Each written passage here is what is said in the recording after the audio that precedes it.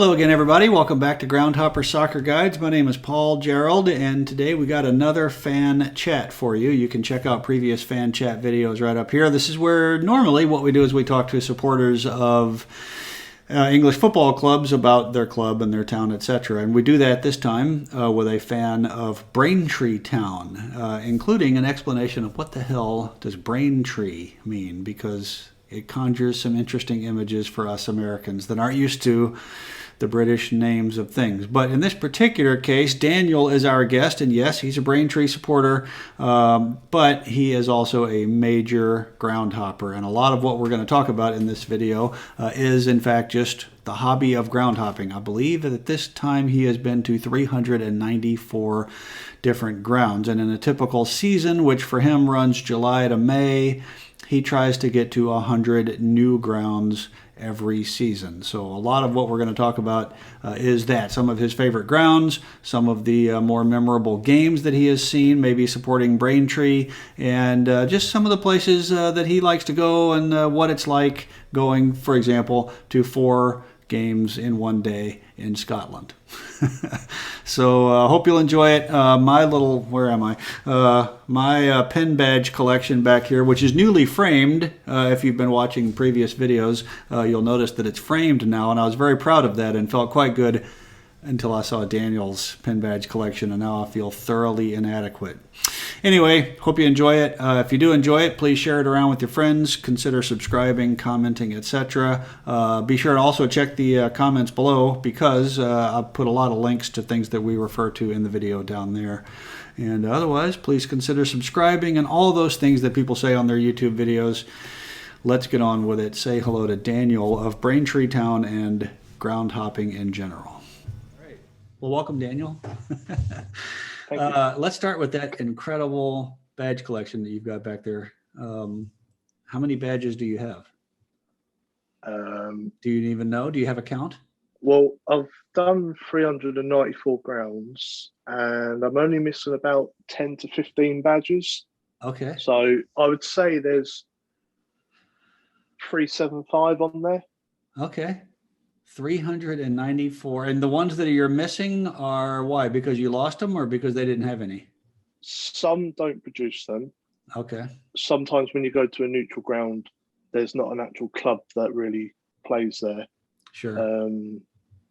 And some of them don't produce them just because they're so minor. Yeah. They just don't do them. Huh. Yeah. I went to Barnet, I think, and at least the night that I was there, they didn't have any. So. Yeah, I never got one when I went there. I had to get a friend to get it for me because they never did them either. But you'd think for clubs at that level, they would do them. You would think. Yeah. Yeah.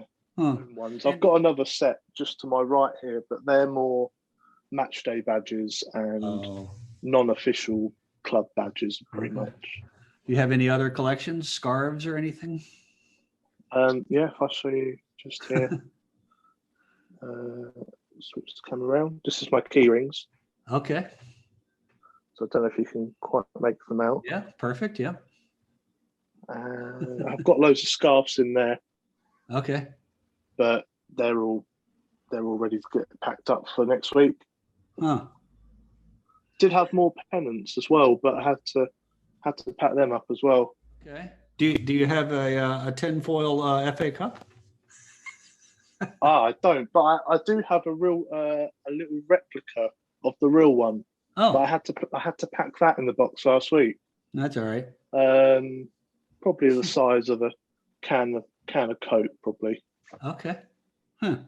So how did you get started with the groundhopping? I kind of started without really realizing what I was doing because where my family live, they have loads of non-league teams. My family live in Rochdale, near Manchester. Okay. And just so happened to go to a Rochdale game.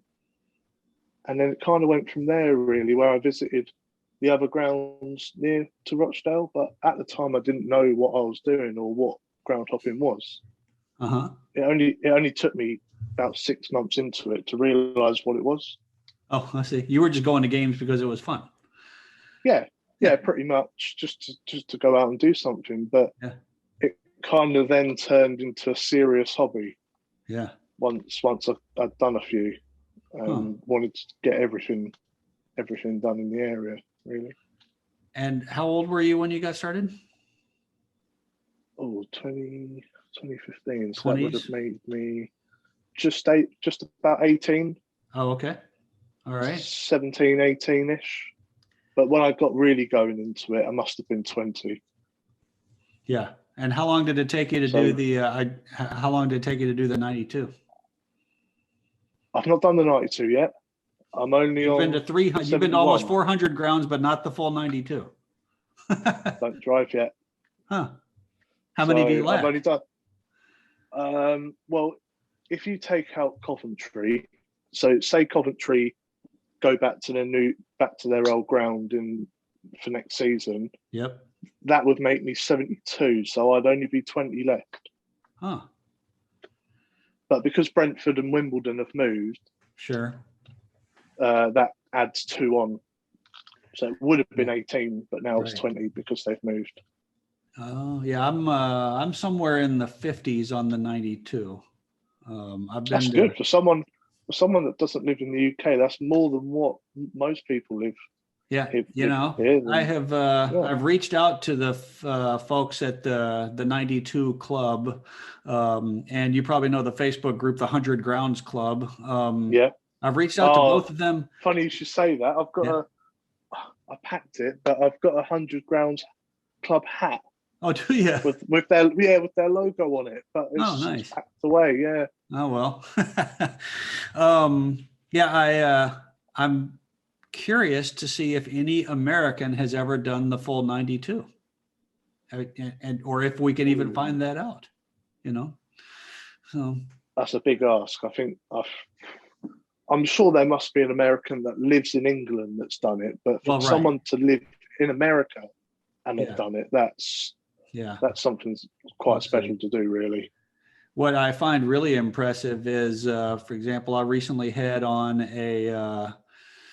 maybe it was Steve of Millwall. I mean, he has seen Millwall play at about 75 of the grounds. You know, I think if Yeah, you do the 92 with your own club, that's got to be some higher level of ground hopping, you know.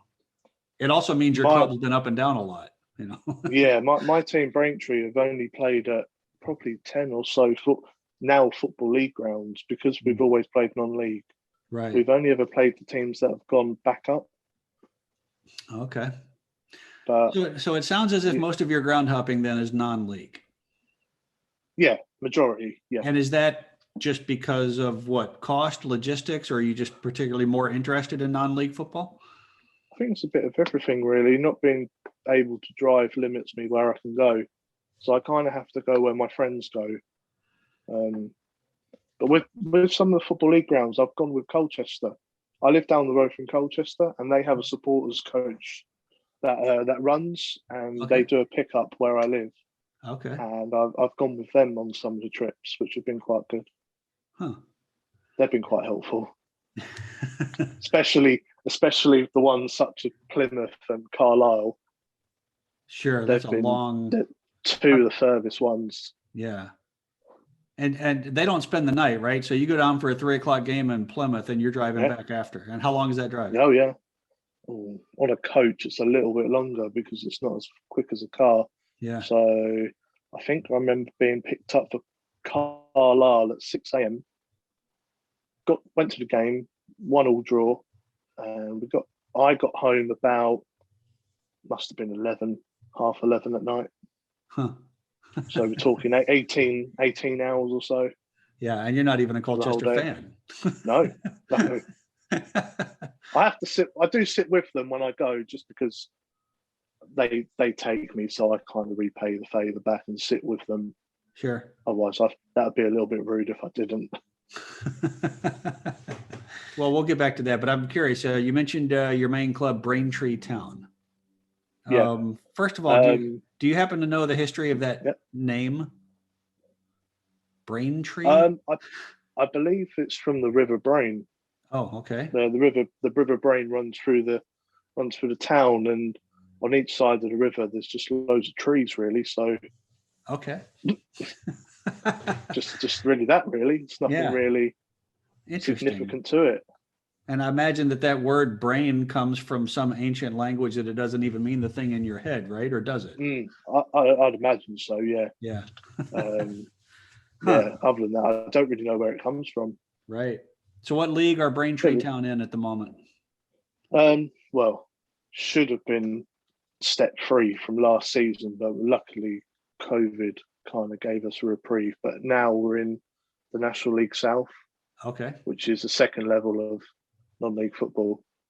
But from the years that I've been watching, I'd say the majority of that has been watching them at the top level of non-league football.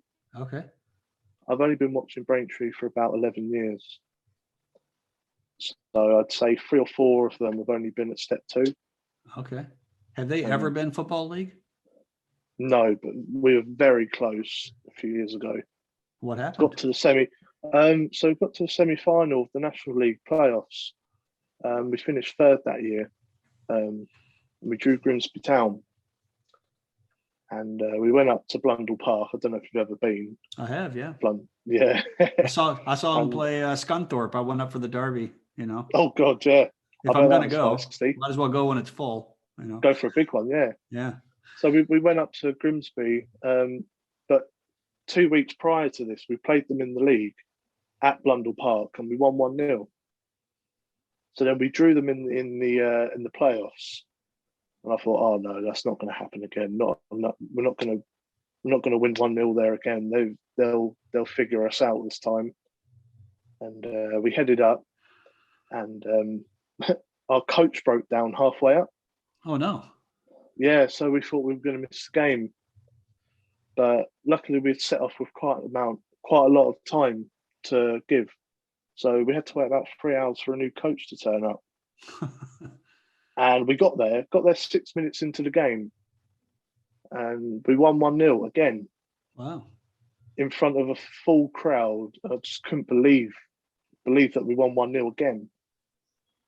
And so a week passed, and we were 1-0 up in the first leg. Second leg happened, we lost 2-0. Oh.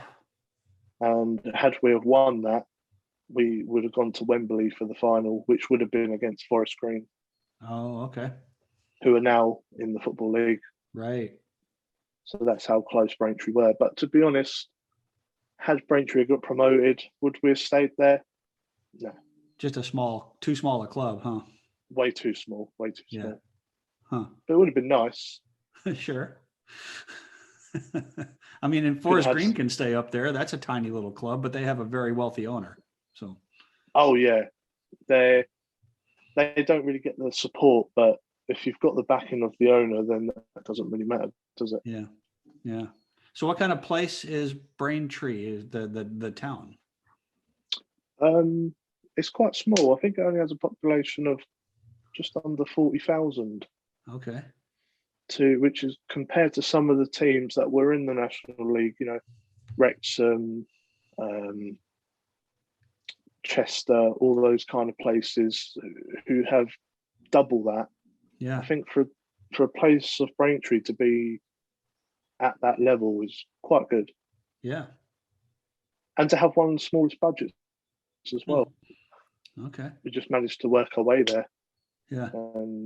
Unfortunately, that league has got so big now with so many ex-league teams, just couldn't compete. So if a person was to find themselves in Braintree for a game day, like what is there to see and do around town, or what should they do before a game? Anything? You're already laughing. I'm sure it's not on the tourist circuit, but there must be something to do, right? I would say the most attractive thing to Braintree is the shopping centre that we have here is Freeport, which is just over the road from the football ground. But I can imagine there'll be more people wanting to go there on a Saturday afternoon than what there would be people that would want to go to the football. So yeah, they would have more than a National League football ground, I would imagine. So yeah. So what's the ground like? What's the ground called? It's called Crescent Road, and I think it holds about 5,000 tops. Okay. Although the most I've seen in it is about 3,500. Okay. And that was at a National League playoff game. Oh, Okay. against Grimsby. That's the only time I've ever seen it full. Huh. And And is it? I can't see it being full again anytime soon. Is it mostly standing? Yeah, And, three sides of it are.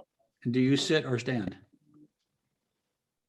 When I first went, I sat for like the first 10 games or so, but from then on, I've stood ever since Okay. behind the goal. All right. Which All right.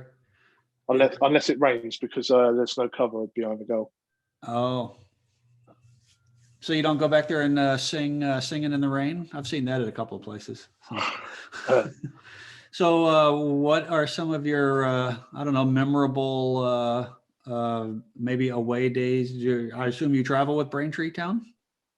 Yeah, I've not been for nearly 2 years for an away game, but my all-time favourite away game was when we played Luton Town at Kenilworth Road. Oh, that's quite a place. Was that in a cup? No, league game. Oh, that's right, because they were down This, National League. yeah, this is when this was 7 years ago, and they needed a point. This was like right at the end of the season. They only needed a point for promotion. And we turned up at Kenilworth Road quite safe. We were just outside the playoff positions, but we weren't going to get playoffs anyway. So we turned up, and within half an hour, we were 2 up. Huh. And this was live on TV. It had a sellout crowd. Wow. And they had the champagne already in their boxes. Oh no. Ready to celebrate. But obviously that didn't happen, because when we went 2-0 up, our goalkeeper got sent off. Your goalkeeper got sent off? Yeah. Okay. Happened right in front of me. Oh no. Goalkeeper got sent off, and you think, oh no, they're gonna win this now. With over an hour left. Oh my. Okay. To score 3 goals. Yep. But then we got to half time, managed to survive till then. And second half started, and we found ourselves 3-0 up with 10 men. Wow. So you think, wow, I mean, to go 3-0 up to be league champions with 10 men, unheard of. Yeah. And then they scored one. Uh-oh. Yeah, they got a penalty, which was clear as day, handball. Even from right down the other end, I could see it. Yeah. So then when it happened with 3-1 and the whole stadium gets behind them, you just think the inevitable is going to happen and you're going to lose. But they did manage to get another one back as well. But we managed to hang out for the longest ever 7 minutes of injury time I've ever been through. It's just torture, isn't it, when you're ahead one late in the game? When you've got 7 minutes, it feels like a lifetime. Sure. And they're just constantly on the attack, and you think, oh no. Yeah. They only need 1 goal to win the league. But we managed to hold out. But Luton won the league the next game anyway, so okay. Didn't really matter to them. Yeah. But for us, that was something special. Sure. And can you describe? I've been there, but I've not been in the famous away end at Luton Town. Oh. Can you describe that for my viewers? Old school. Yeah. I was never around. I was never around in the 80s, obviously, for football, even 90s. But to experience their away end is something that everyone's got to experience at least once. Even if you're a Luton fan, just going the away end for one game. Yeah. Just to experience it. It's like you go through someone's back garden to get through there. Well, quite literally, right? I mean, the entrance is between a couple of flats, right? Yeah. So there's 2 turnstiles, and then above the turnstiles, you've got someone's windows. Wow. But you go through, you go up the steps, and you turn around, you see in people's bathrooms. It's madness. You just don't get grounds like them anymore. No. That is just 1 in a million, Kenilworth Road. Yeah. There'll never be one like that ever again. No. And once you're actually on the, I assume it's a terrace in there, right? What's it like once you're there? well, I hope you've got short legs when you're in there because you've got absolutely no leg room whatsoever. Yeah. They're just so cramped. Yeah. You can't physically sit down. Right. You have to stand. Yeah. But it's that when you go down to the bottom of the rows, you're about 5 foot below the pitch. Oh, really? So when we were celebrating down the bottom, my head was like stuck up against the pitch like this. It's, like when you're celebrating with the players, you can't really celebrate because you're not at the same kind of height as them. Right. They're above you pretty much. But it makes it even more special, to be honest, having Sure. something like that. Yeah. And it probably posts in the way, I assume. And Oh, God, yeah. Yeah. From the angle that I was sitting, I could see the goal in between two posts, but at an angle. And I could see our third one going, which was pretty sweet. Yeah. And then they came over to us in the corner. I was there. I don't know if you remember, but opposite you, yeah. You're looking at their main, like behind the goal stand, and then there's that odd stand in the corner with the floodlight in front of it. Yeah. Yeah. That's where I sat. I thought I was being quite clever, getting a front row seat in that corner stand, and not understanding that there'd be a floodlight tower that I could have climbed He's on. not very good in that corner. Yeah, from my seat. I mean, I love the old floodlights, the proper tall ones. Yeah. The ones you see at all the old football league grounds, but I wouldn't want to be sat behind one during a game. Yeah. And not to mention, I mean, the chipping paint and the puddles on the concourse and just dripping sounds that you don't even know where they're coming from. And the seats look like they've been there 100 years because the sun's taken all the color out of them. Yeah. I think I got the distinct impression that when all seaters came, they just went out and got some pieces of plastic and bolted them onto the terrace and said, job done. Yeah, that's what they did in the away end. You could tell it was a former terrace because obviously with the no leg room, they wouldn't make it on purpose like that. Yeah, in their main stand, the seats don't even have backs; it's just plastic benches. It's a bucket seat. Yeah. But that's what I love about it. You just don't see them at the new grounds. Hardly any. I can only think of Dundee in Scotland that have seats like that. I can't think of anyone else. and they love it. They proudly proclaim it. It's a dump, but it's their dump. Oh, they will miss that ground when they leave in a few years' time. Yeah. But I don't want to go back because as much as I love the ground, I want my only visit to be that Braintree game. There you go. Which some people might find a bit strange, but to me, that was something special. Sure. So what are some other special Braintree moments then? Have there been any? So my favourite home game ever was our first ever home game in the National League, formerly the Conference, back in 2011. We beat Grimsby Town 5-0. Wow! Welcome to the new league. That's remarkable. Yeah. So we came up, and I'm pretty sure they had just come down. So it was nice to give them a bit of a reality check when they came down to us on a Tuesday night to get smashed 5-0. But they got revenge on us because they beat us in the playoffs. Really? Oh, that was the same season. Huh. Yeah, well. No, that was about 7 years later. Oh, I see. They beat us. Yeah. Yeah. Huh. But that's my favorite ever home game. Huh. And did they? How did that season go? Did they stay up?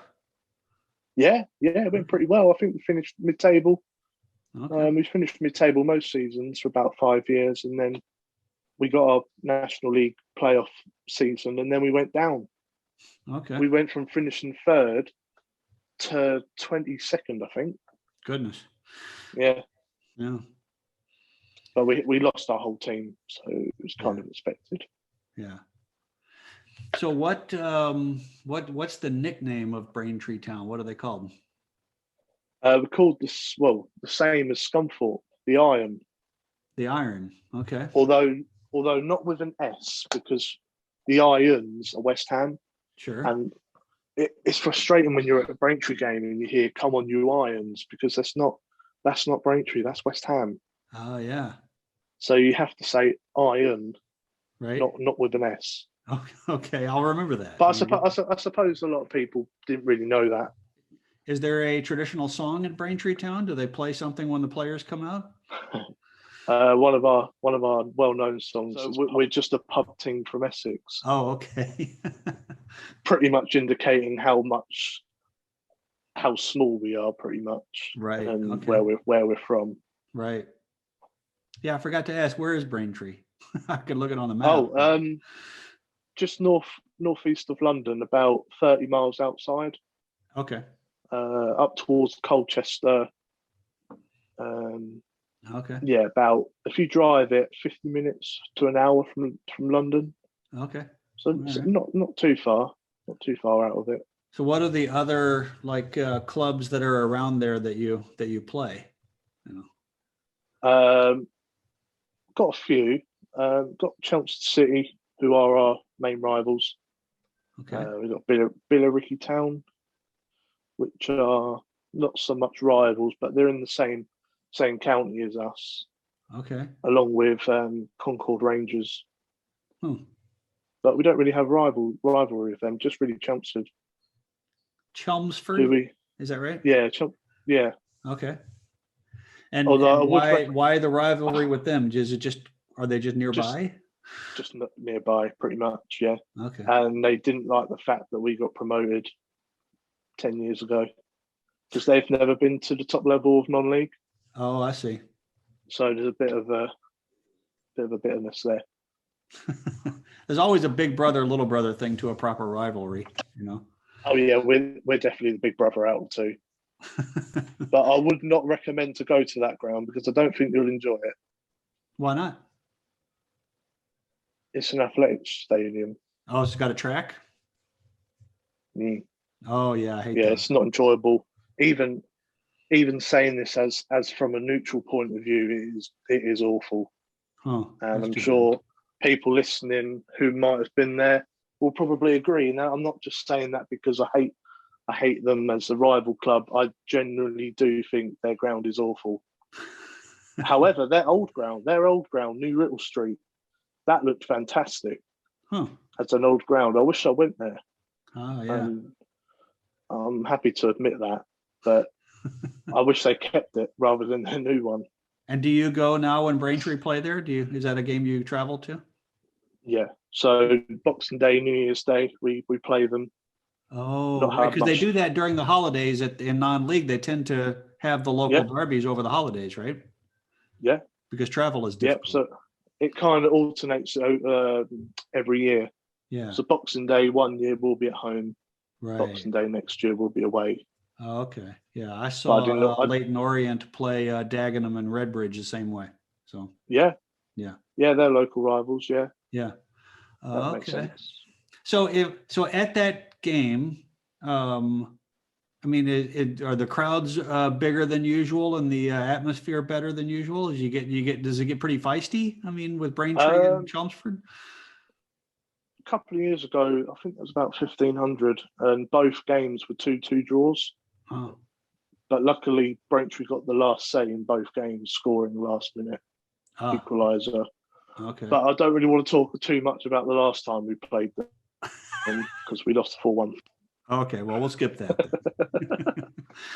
And I doubt that I'll have a Chelmsford fan on anytime soon, but you never know. I didn't know I was going to have a Braintree fan, so there you go. They do have some fans. I do feel for them though, playing in that ground. Yeah, that's a shame. So in your ground hopping adventures, first of all, maybe you can see, I see badges behind you, but I also see those look like the things that the captains hand off before a game or something, the little flags there. What are those? Oh yeah.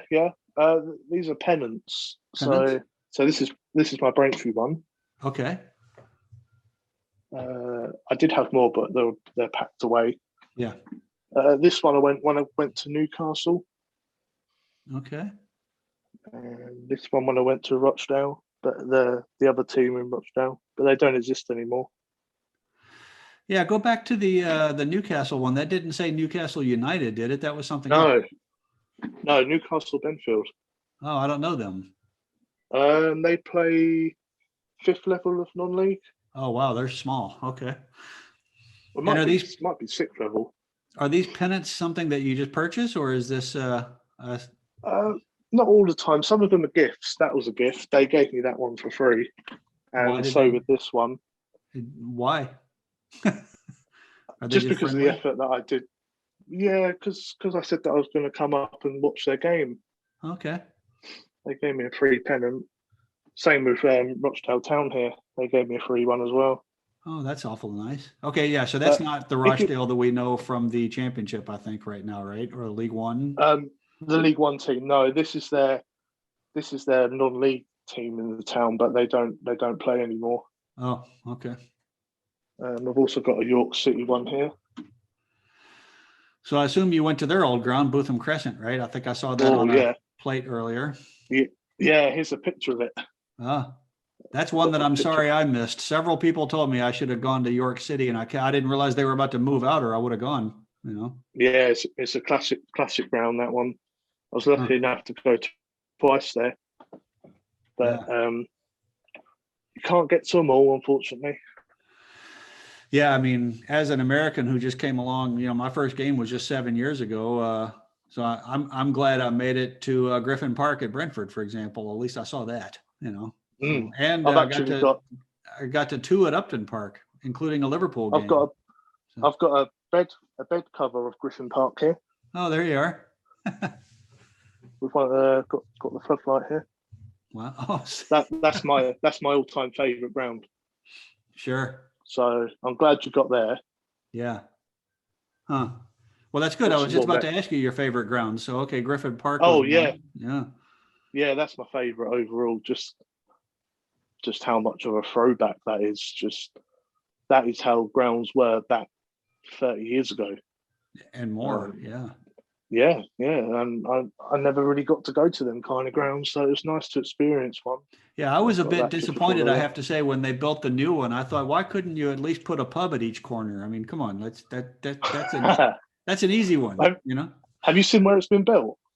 I've been to the neighborhood, but I haven't been. I mean, I could see it from driving by on the way in from Heathrow. That's as much as I've seen. So, There's no room to put a pub. It's built in between two lines of train tracks. oh, So they'd be very impressive if they could fit four pubs in that yeah. space. Well, I suppose it would probably. It's close enough that people could still go to the other four and then go to a game, right? So Yeah, they don't want to take all the trade, want to support the old ones. I think one of the pubs is closed down now because of COVID, but I would imagine, it yeah. is close enough to walk. Okay, But that's good. here's a keyring I got with some grass in it. Oh, wow. Don't know if you can see that. Were you a pitch invader or something? How did you? They sell it in the club shop for £10. Oh, sure. Okay. Keyring with some grass in it. Nice. Okay. I thought maybe you'd mark the occasion by running out there.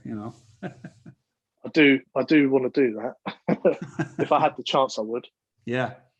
So, what are some of your other favorite grounds that we can still go to? Well, three of them have gone, unfortunately. Bootham Crescent, York Street of Boston United, which is this one here. Okay. So if you can see that. Is that still around? No. Oh. Well, it is, but they don't play there anymore. It's not been demolished yet. I see. Just see if I can. Here you go. Here's what their ground looked like. Okay. They've got big old floodlights there, and that's a favourite with many people actually. Boston's old ground. Okay. But they've moved now, and their new one don't look too bad. Okay. Sometimes you see these new stadiums; they all look the same. Yeah. But their new one looks quite good actually. Okay. Yeah, I always try to remember as well that, whenever they moved into, Griffin Park, probably there was someone complaining that they should have stayed at the old place, from the 1890s or whatever. It's just a human nature, I think. So I don't know, just other good ground hopping adventures that you've had, or a particular ground you liked? Or... This one up here, Dens Park Yep. in Scotland. I went on a Scotland tour pretty much over a space of 10 days, Okay. which was really good. And then I've been to Scotland on a separate occasion where we went over a weekend. Oh. We did 6 games over a weekend. Did 4 in one day, actually. So they don't just all play at 3:00, huh? Well, we had a game at 11, game at 2:30, a game at 5:15, a game at 7:45. Wow. It takes it out of you doing 4 games in a day Yeah. at 4 different grounds. Yeah. Huh. But it's good. It's good to get the numbers up doing it that way. Oh, so they do that. I see, to boost attendance. Yeah, that makes sense. yeah. Okay. Whereas some of these little Scottish teams get, I don't know, 50, 60 people, they'll get 400, 500 turn up. Oh, I see. And So how many it of works those out. are doing what you did? Like, do you see the same 300 people at all 4 of those games? Let's put it this way: I'm probably the youngest person there on the on these organised hops. Everyone else there's about 3 times my age. They're all in their 60s. Right. All on probably 2,000 grounds plus. Wow. So I'm just an amateur compared to these people. 2,000 grounds. Is that all? I mean, how many are there in the UK that you could go to? It depends what you class as a ground, really. I mean, you've got the Premier League, and then you go through the leagues down to the National League, and you go further down till you get to regional kind of leagues. Yep. People kind of stop there, but then people might go a bit further more. But the further you go, the more just you turn up and there's nothing there. It's just a pitch. Yeah, there's no stands or anything. Yeah, where do you draw the line personally? I draw the line on Saturday football. If it's an empty field on a Saturday afternoon, I'll count it. But a lot of people count Sunday league. Oh yeah. For me, that's just, they're not proper football players. They're just people that come out of the pub on a Sunday morning and just play. Yeah. So I kind of draw the line there, really. I don't really attend Sunday league games. Huh. I would think personally, I mean, just off the top of my head, if I can't at least get a cup of tea, then it doesn't count, right? I need some kind of structure, Yeah. I mean, some people draw the line at like a guardrail around the pitch. Oh, there you go. Something just as basic as that. Right. For me, I will count a pitch with nothing there on a Saturday afternoon at a push. Okay. But ideally, I do like to have something there, some kind of rail, some kind of hard standing on the floor, or even just a little tiny bit of shelter to stand under. Yeah, maybe even like a structure with the name of the club on it. That might be setting the bar too high, Some places might have like a welcome to blah blah blah FC. Okay. And that might be enough for someone to count it. How often do you do this? Like in a typical year, pre-COVID, we'll say. Like how many new grounds would you get to? I wanted to do 100. Okay. I got very close the year before last. I got 98.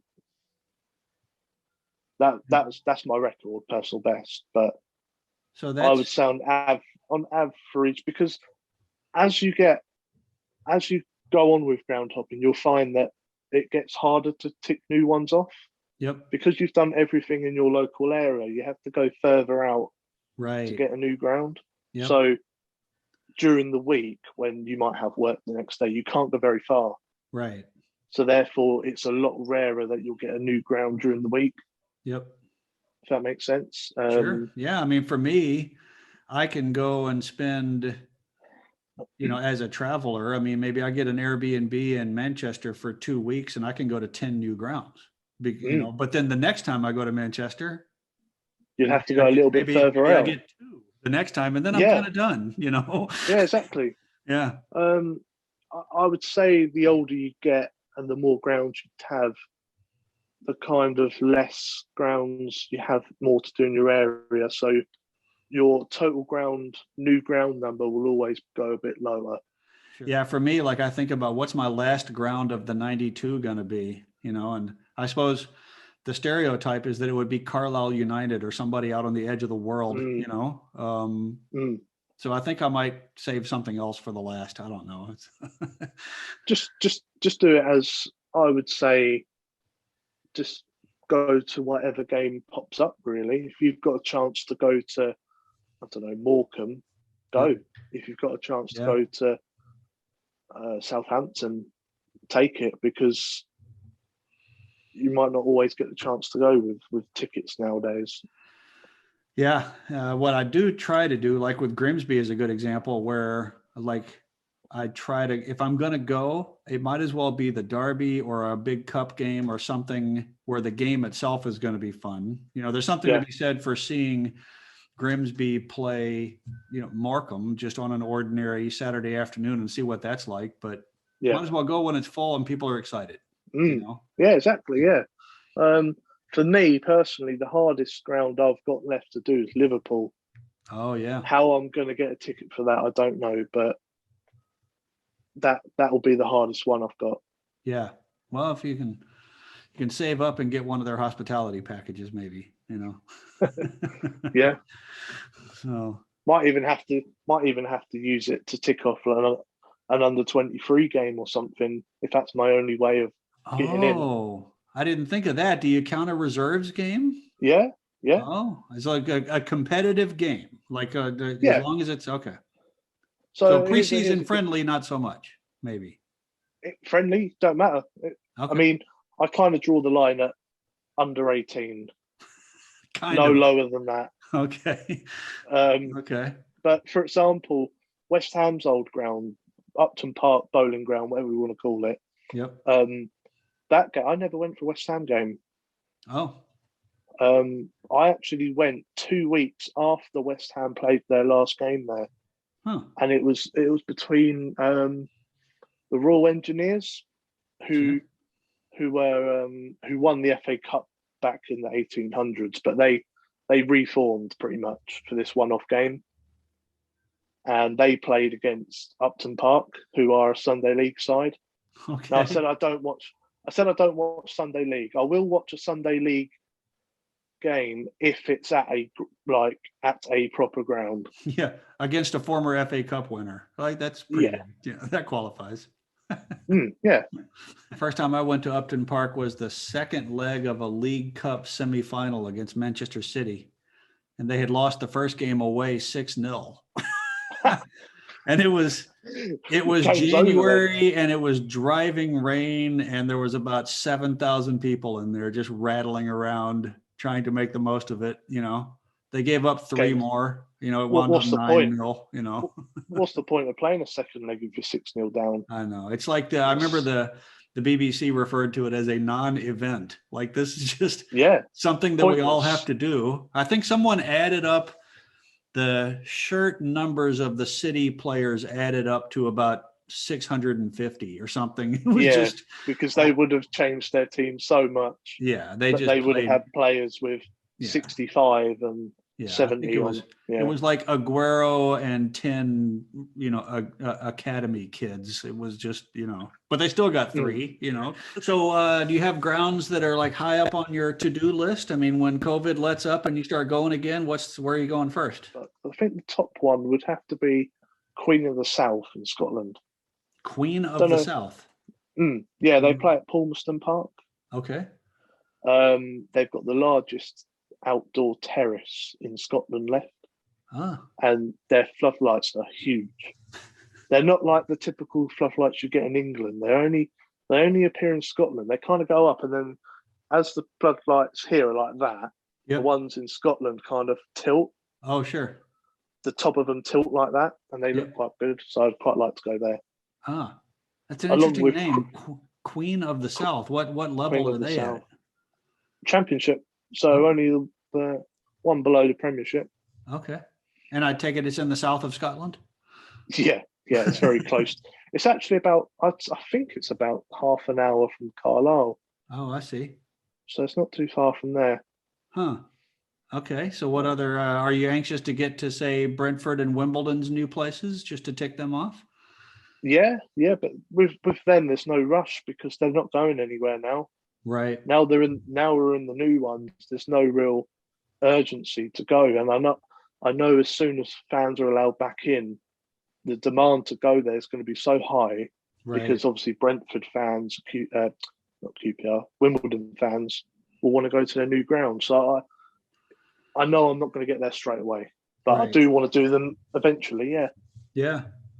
another ground round there, which I did get to do because they had a new ground in being built, Richmond Town. Ever heard of Okay. them? Nope. So they play Is not that far. there's a Richmond in South London? Is that the one? Oh no, that's Hampton and Richmond. Oh, okay. There's quite a few Richmonds over here, but um, this one is quite unique because the ground itself is very basic. It's only got a rail around it, but the backdrop is a massive old castle castle Oh, ruin.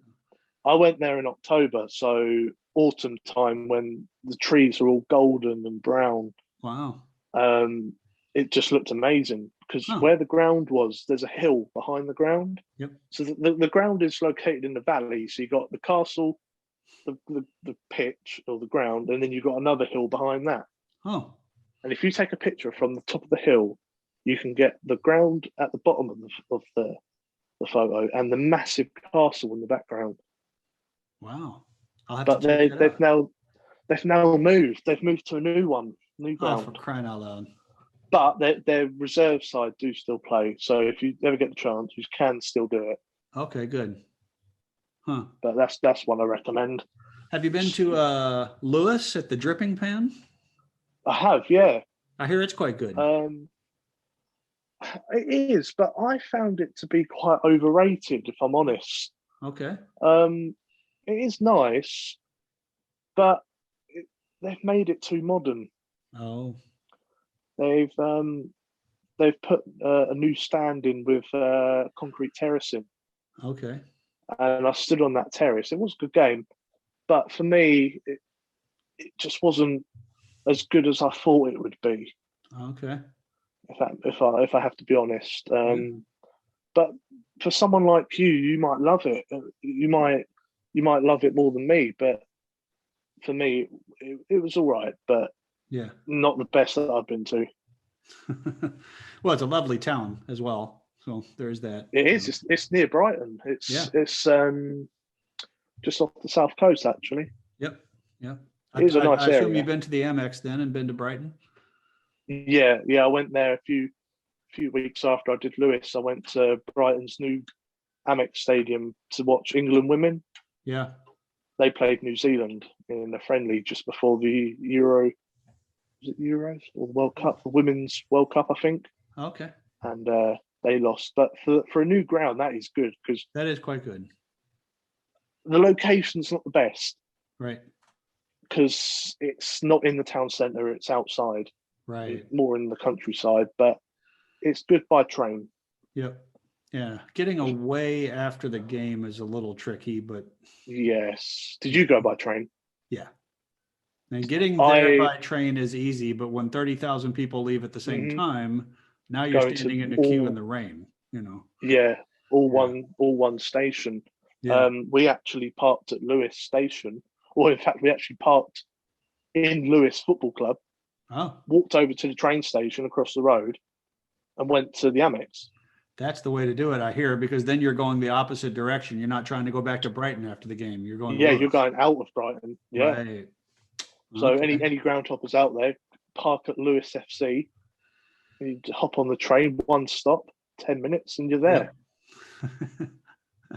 But So I'm just yeah, curious, just to kind of wrap up, like for me as a ground hopper, my mm, immediate goal is to do the 92. That's kind of an yeah, obvious, thing, and then start working my way through the lower leagues.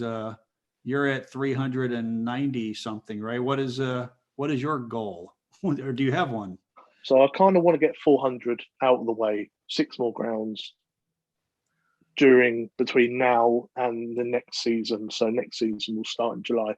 Okay. So I think 6 will be easily done, albeit no more lockdowns. Yeah. Don't want that. We hope. And then say I start a fresh new season on 400 grounds, then it would be 500 for next year. Okay. I'd be happy. I'd be very happy if I'm on 500 by next Christmas. And you do all of this without a car. Mm-hmm. And I have very good friends that take me. Because I'm thinking in 10 months of a season. Yep. That's 40. Let's just say 40 weeks. You're going to 2 or 3 new grounds every week. That's your basic on goal. average. Yeah. Some weeks you might have a ground hop and you might do 5 grounds in a week. Some weeks you might only get 1, but on average you need 2 grounds a week, 1 on a Saturday, 1 on a Tuesday. So how do you get to 3 or 4? Is it sometimes on a Wednesday, maybe a cup game, maybe if for some reason they're playing Friday night, or just whatever, whenever you find it, you jump on it? So if I've got a week off work, I'll try and do 3 or 4 games a week, Monday, Tuesday, Wednesday, and a Friday.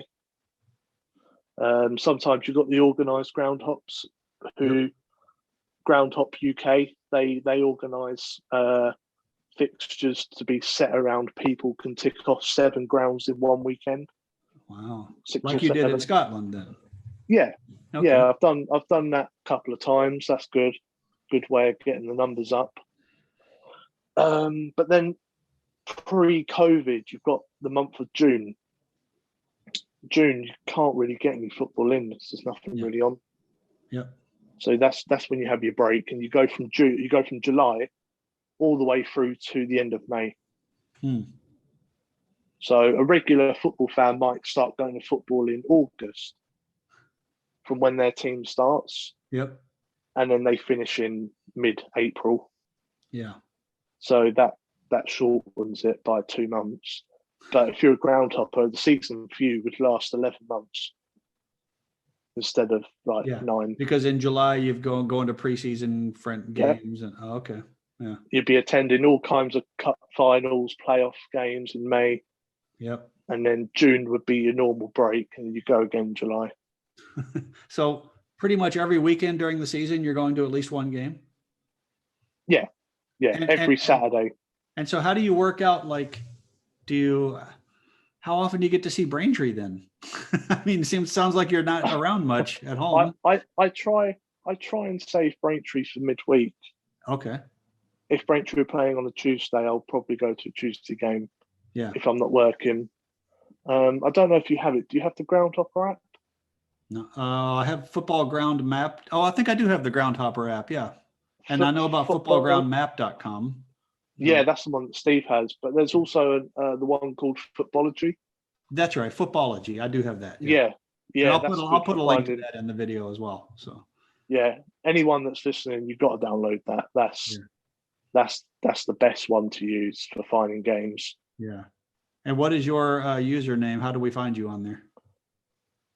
So mine would be under Braintree's under the Braintree supporters. I'm number 3 in the list. Number 3. So, what? Okay. Yeah, Dan Turner. Dan Turner. All right. I can't remember what I'm called on footballgroundmap.com. I'm called the Yankee Groundhopper. I can't remember who I am on. I've got one of my pin badges that Steve very kindly gave to me is the logo for their. Oh yeah. I got to get one of those. Come on now. Come on, Steve. Yeah, Steve, if you're listening, get one over to Paul. Yep. Get one for his badge board. Do you keep a blog, by the way? Is there some way that people can follow your ground hopping adventures? A lot of people do blogs, but I don't. I've too much time and effort for that. Yes, believe me, I know. I have a YouTube channel where I just upload goals, 10 seconds long. Okay. Yeah, just goals on my games. Some people You do record the vlogs. whole game and just hope to get a goal? How do you? Huh? No, I only really record set pieces or Sure. counter attacks. Yeah. And if I get lucky or a penalty or something like that, I'll record it. But I won't really record the whole game.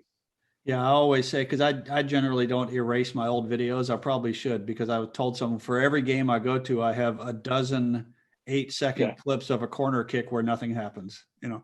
Well, thanks. It's been that's all fun. right. I know, I've quite enjoyed it. This is my first time actually coming on for any kind of football related video. Oh, well, and it's from an American. Who knew? What are the chances of that? Yeah. Well, I